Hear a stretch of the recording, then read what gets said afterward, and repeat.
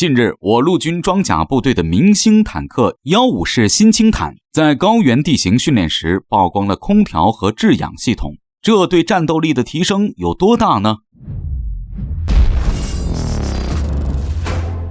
各位老铁们，大家好，欢迎收看本期迷彩虎，我是虎哥。近日，我陆军装甲部队的明星坦克154式新轻坦亮相媒体，在高原地形训练时曝光了详细的坦克内部细节以及构造。坦克内部里面除了各式各样的智能观瞄设备和火控系统，人们还惊奇地发现154式新轻坦居然拥有 99A 主战坦克采用的空调。要知道，之前全中国陆军的坦克只有 99A 主战坦克装备了空调。不仅如此，坦克内部还有制氧系统，可以随时随地的制造氧气。这对于在高原上作战坦克车组来说，战力提升是明显的，甚至说是飞跃的。为什么这么说呢？一个小小的空调和制氧设备有这么厉害吗？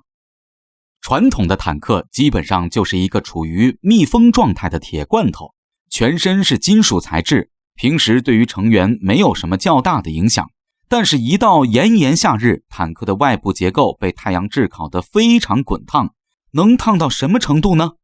二次世界大战的北非战场，德国的4号 F1 坦克就被车组成员当作煎锅来使用，就是在坦克的履带防护板上煎鸡蛋，不出几十秒，鸡蛋马上就被煎熟了。言归正传，不光坦克外部烫得吓人，坦克内部本身也受到了热传导的影响。在密不透风的坦克内部空间里面，一整个坦克车组受到高温高潮湿的环境影响，就和大夏天的蒸桑拿一样，使得坦克车组苦不堪言。最热的时候，据 99A 坦克驾驶员声称为40至50度左右。不仅如此，在行驶的过程中，还有坦克发动机的一部分尾气会进入到坦克内部，严重影响成员的战斗力。坦克车组被热得没有办法，只能拿各种的土办法来缓解这湿热的环境，包括电风扇和背心等方式，但是还是无法彻底的克制这个问题。因此网上流传一句话，湿热的天气之下，空调就是战斗力。好多人不仅疑问，为啥不直接给坦克装个空调呢？民用空调早都装车了，为啥一个几千块的空调坦克装不了？首先，对于一般的空调来说，其非常脆弱，而坦克则是各种的地形越野，这会导致空调颠簸和碰撞，有很大的概率导致空调上去没几天就因为破损而导致报废。一旦报废，这空调就相当于是白装了。还有一点，普通的空调分内外机，有管子连通内外，这样也不利于坦克的三防。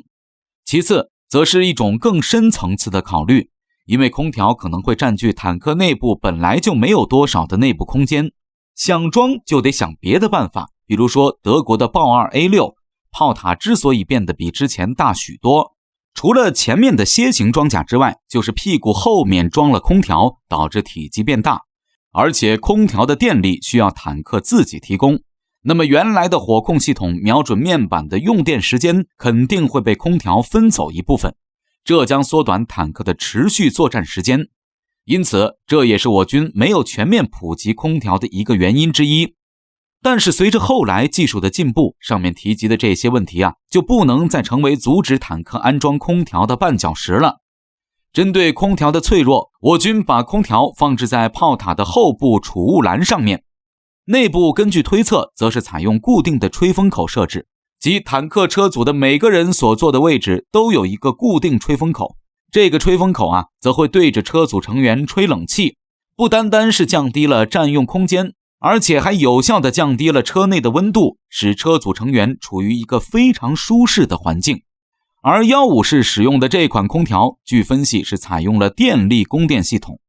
现在的空调电力需要没有过去那么夸张了，坦克的供电相比以前不知道高到哪里去了，因此以往因为空调占用坦克装备而导致坦克作战时间缩短的问题也不复存在了。有了空调的加持，我军免去了高温的困扰，使坦克战力得到了极大的提升。而在高原地形，氧气则成为了影响战斗能力的另一项重大因素。150式装备的制氧机可以有效地避免高原缺氧的环境影响，因此空调加制氧在夏季的高原地区就是绝佳的战力提升神器。而我们看看对面的印度往针对中国陆军高原部署的 T90S 主战坦克根本没有什么空调和制氧装置，一到夏天就会严重影响整个坦克的战斗能力，内部潮热达到50多度的高温，令这些印度人苦不堪言，坦克内部的热成像仪也没有办法使用。那么一到阴暗的地带，印军的 T90S 将成为瞎子，因为它无法分辨隐藏在阴影或做过伪装的敌方坦克。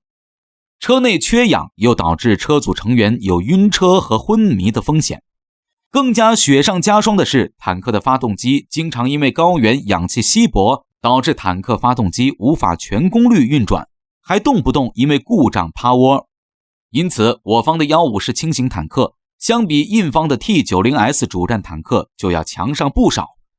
如果将来印边防军坦克部队再来挑衅，那么因为地形和坦克本身的各种制约， T90S 坦克将成为150式坦克最好的训练标靶。